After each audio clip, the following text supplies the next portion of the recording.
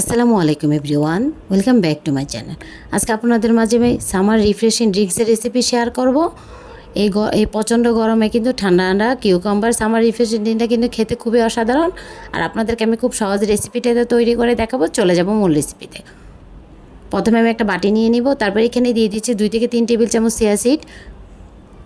আমি এখানে 2 গ্লাস পরিমাণ জুস বানাবো, সেই অনুযায়ী তৈরি করে দেখাচ্ছি। আপনারা পরিমাণগুলো উপকরণগুলো কমিয়ে অথবা বাড়িয়ে দিতে পারেন। এখন দিয়ে দিচ্ছি পরিমাণ মতো পানি দিয়ে চিয়া সিডের সাথে ভালো করে মিশিয়ে এটাকে রেখে দেবো, ভিজিয়ে রেখে 10 মিনিটের জন্য। তারপরে এখানে নিয়ে নিচ্ছি মিডিয়াম সাইজ 2টা শসা। শসাটাকে ভালো করে ধুয়ে নিচ্ছি, এখন ফিলের সাহায্যে শসার খোসাগুলো ছাড়িয়ে নিচ্ছি।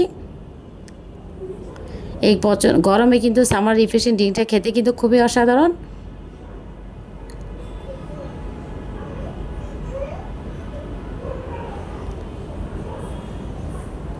শসাগুলোকে ছোট ছোট পিস করে আমি কেটে নিচ্ছি।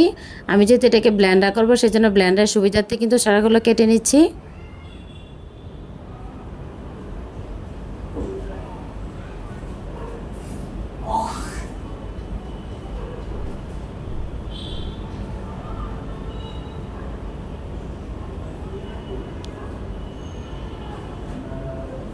এই যে আমার কেটে নেওয়া হয়ে গিয়েছে, এখন উঠিয়ে নিচ্ছি একটা বাটিতে। তারপরে একটা ব্লেন্ডারে জার নিয়ে নিচ্ছি। তারপরে এখানে দিয়ে দিচ্ছি আমি আগে থেকে কুচি করে রাখা শসাগুলো দিয়ে দিব। তারপরে এখানে দিয়ে দিচ্ছি আমি পুদিনা পাতা দিয়ে দিব 1/3 কাপ। তারপরে এখানে লেবুর রস দিয়ে দিচ্ছি আমি 2 টেবিল চামচ। চিনি দিয়ে দিচ্ছি আমি 3 টেবিল চামচ। আপনাদের চিনিটা আপনার টেস্ট অনুযায়ী কমিয়ে অথবা বাড়িয়ে দিতে পারবেন। তারপরে বিট লবণ দিয়ে দিচ্ছি আমি 1/2 টেবিল চামচ। তারপরে এখানে আমি গোলমরিচের গুঁড়া দিয়ে দিব 1/3 টিস্পুন। তারপর 1/2 কাপ দিয়ে দিচ্ছি ঠান্ডা পানি। তারপরে এখানে এটাকে আমি এখন ব্লেন্ডার করে নিব। এই যে আমার ব্লেন্ডার করা হয়ে গিয়েছে, আর এটাকে আমি একটু চেলে নিচ্ছি। চেলে নিলে কিন্তু জুসটা খেতে খুবই অসাধারণ হয়।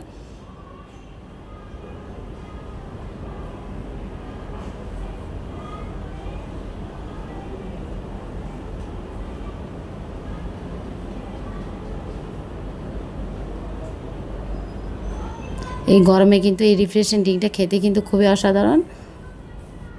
এই যে আমার চেলে নেওয়া হয়ে গিয়েছে, অবশ্যই যে এক্সট্রা অংশ আছে এটা আমি ফেলে দিব। আপনাদেরকে আমি পরিবেশন করে দেখাচ্ছি। আমি 2টা গ্লাস নিয়ে নিচ্ছি। তারপরে এখানে দিয়ে দিচ্ছি আগে থেকে ভিজিয়ে রাখা চিয়া সিডটা দিয়ে দিচ্ছি পরিমাণ মতো।